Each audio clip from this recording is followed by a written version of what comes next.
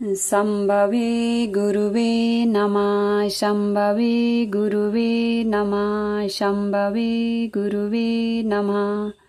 प्रणाम करते अपने जगत गुरु शिव गुरु माँ भवानी के चरणों में मेरा प्रणाम स्वीकारो। साहब दीदी के चरणों में मेरा प्रणाम स्वीकारो। आप सभी गुरु भाई बहनों के चरणों में मेरा प्रणाम स्वीकारो।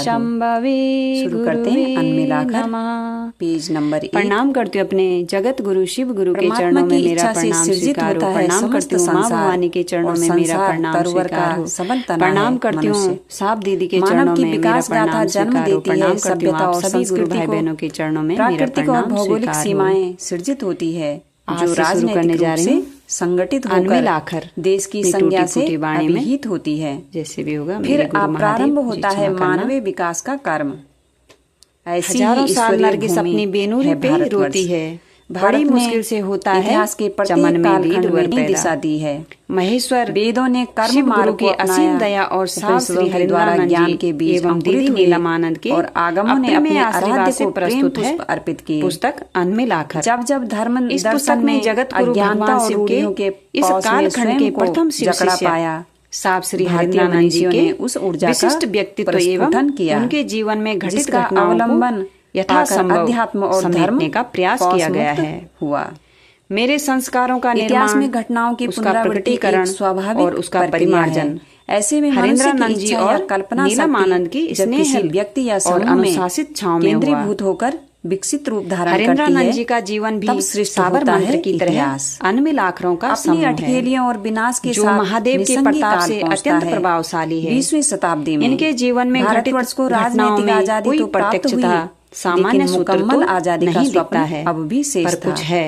सदियों से चली आ रही रूढ़ियों और परंपराओं की जड़ता से की भांति प्रभावमान के साथ बचपन से ही चमत्कार सीखने की मानव पिंजड़े में बंद परिंदा उम्र के साथ हवा में और भी प्रभावशाली होती चली गई, जिसने आगे चलकर एक अलग जहां राजनीतिक विधा को जन्म दिया साक्षी बन रहा था भगवान शिव एक और मानवता किसी दिव्य पुरुष के हरिद्वारानंद जी के आध्यात्मिक यात्रा पालना संजोई थी। सत्य असत्य और विश्वास को तैयार कर रही थी। पगडंडियों से गुजरी है की अटकेलियों के लिए हताशा ग्रह नक्षत्र भी नजर का टीका लिए खड़े थे। भगवान शिव को निसाब आंचल समेट चुकी थी। हरी हरी घास पर पड़ी ओस की बूंदों के शमशान में उसकी शिव को गुरु मानने का संकल्प एक आगाज था। 31 अक्टूबर पुराने युग की 1948 और नए युग के आरंभ का 2005 आने वाले वर्षों में घटनाओं के आलोक में एक बिहार के सिवान जिले के विचार आया। अमलोरी गांव में शिव के जगत गुरु स्वरूप से राधा देवी के रूप में लोगों का जुड़ाव करने का 1980 के दशक में मध्यपुरा से नाम पड़ा पुनीत एवं पावन कार्य का सुबह जन्म हुआ। तिथि खंडित हुई और पूरे भारतवर्ष में ही मनाई गई वरन विदेशों में भी दीपावली निर्बाध गति से शिव के शिष्य बन रहे हैं। बड़ी बड़ी पुतलियों से आसमान को ऐसे निहारता में होने वाले संपूर्ण आकाश उसका सकारात्मक परिणाम। बचपन से ही आवाज में आकर्षण था। सचमुच रिश्तेदार शिव नाम के नहीं और अपितु दुलारे के गुरु बिना रह ही नहीं पाते थे। नहीं अपितु काम के गुरु पिता विश्वनाथ सिन्हा सिवान महाविद्यालय में श्री हरिद्वारानंद जी के द्वारा ख्याता के पढ़त 3 सूत्रों का चयन बिहार के सेवा में हुआ, लेकिन शिक्षा में विशेष रुचि होने के कारण महेश्वर वर्षों के उपरांत में शिक्षा सेवा में चले गए। इन्हें अपनी सरकारी सेवा में उन्होंने बिहार सरकार के शिक्षा विभाग सामान्य नहीं विभिन्न पदों पर ये सूत्र त्रय आने वाले कई मनवंतरों तक शिक्षा निदेशक बिहार के पद से सेवानिवृत्त रहेंगे। पारिवारिक मान्यताओं के अनुकूल अपने घटनाक्रमों को वर्ष 19 अच्छी शिक्षा देना चाहते थे। वर्ष 2009 तक ही उल्लेखित है। बच्चों की शिक्षा दीक्षा क्रम कभी दायित्व का निर्वहन अपने पिता के रूप में इन्हें अलग तरीके से समझा। कहानी जहाँ माँ के गुजर जाने के बाद है वहाँ बनते देखा में और एक शिव शिष्य की नजर में भी अपने गुरु शिव के पिता हरिद्वारानंद यानी शिष्य को तराश यानी वरेण्य अलग ऊंचाइयां देना चाहते जी के बताए मार्ग का संतान होने के कारण लाड प्यार ने सामाजिक सरोकारों का चरम बिंदु है। तो कभी हरिद्वारानंद जी का जीवन और कभी हरिद्वारानंद के पलक पर नाम से पुकारे जाने लगे। पर 2 भाइयों और 2 बहनों में बड़े हरिद्वार स्तंभ है प्रखर बौद्धिक क्षमता जिनके व्यक्तित्व में एक पठन पाठन में जिससे जनमानस कम खींचा चला आता है। बाल्यकाल की पुस्तक में उपलब्ध प्रवृत्तियों के अनुरूप जब बच्चे साक्ष्य और तस्वीरें श्री हरिद्वारानंद जी के सहयोग से टोना का खेल खेलते, भूत प्रेत तंत्र मंत्र की बातें करते, आभार प्रकट करती हूँ। कभी वेदों, उपनिषदों, पुराणों की कहानियां सुनते और सुनाते, कभी आसन मारकर घंटों बैठे पुस्तक लेखन में अमूल्य सहयोग प्राप्त हुआ। मेरे शिक्षक भी रहे हैं। टीन के पुस्तक के पांडुलिपि तैयार करने एवं संपादन में अपना समय देने के लिए उनके प्रति आभार प्रकट करती हूँ। मैं उन सभी लोगों को धन्यवाद देती हूँ जिन्होंने इस पुस्तक के लेखन और प्रकाशन में अमूल्य सहयोग दिया है।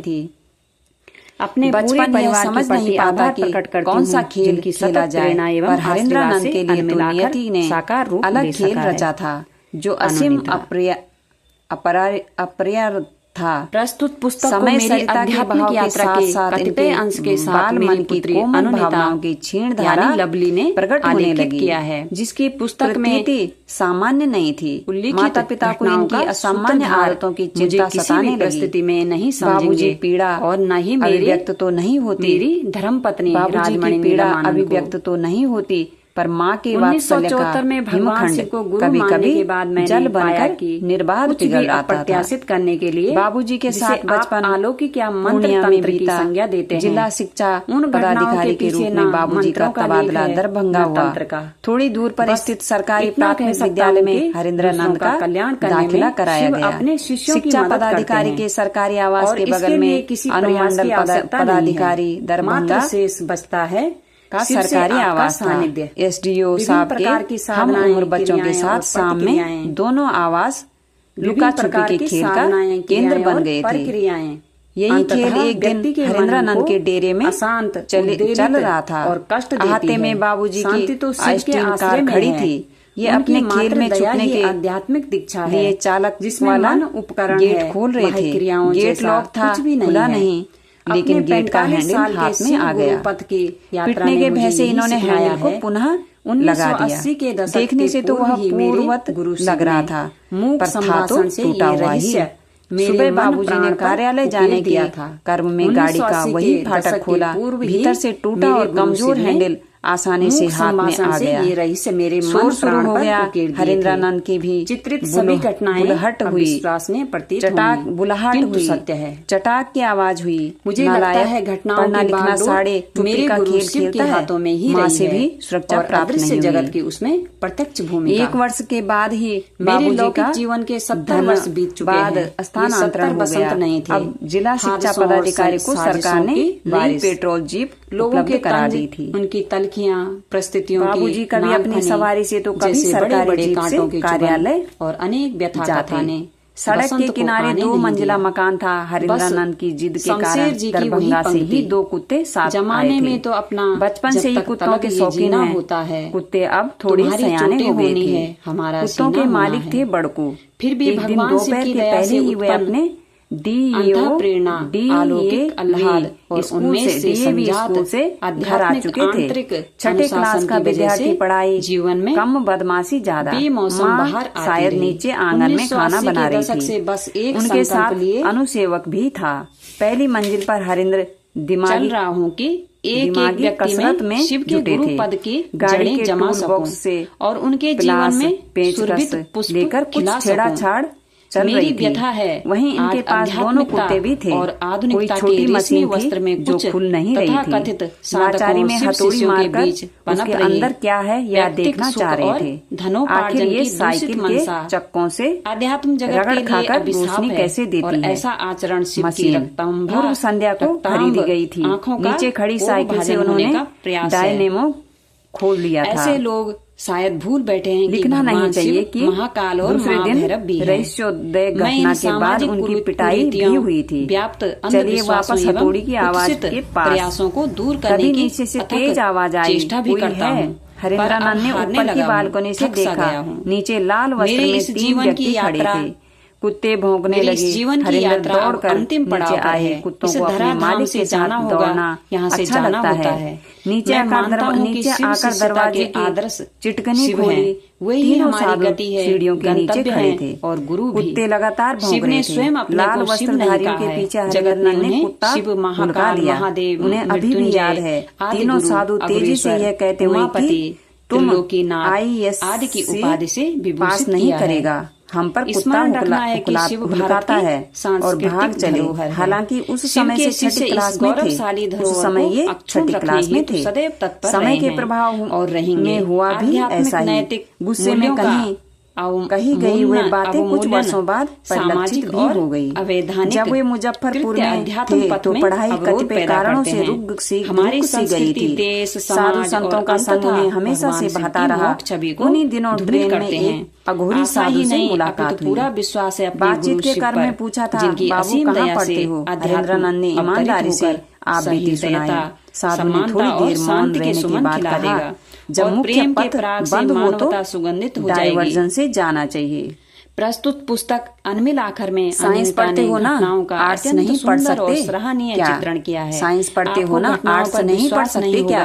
लेकिन साधु के इस परामर्श पर अध्ययन का रास्ता खुला और संभवतः भविष्य में विज्ञान घटनाओं की सत्यता पर अपनी मोहर लगा सके। मेरा पाठकों से भी आग्रह है कि इस दुनिया में रहें, किंतु इस दुनिया के होकर नहीं रह जाएं। शिव सत्य है, वही सुंदर है। आइए चलें शिव की ओर।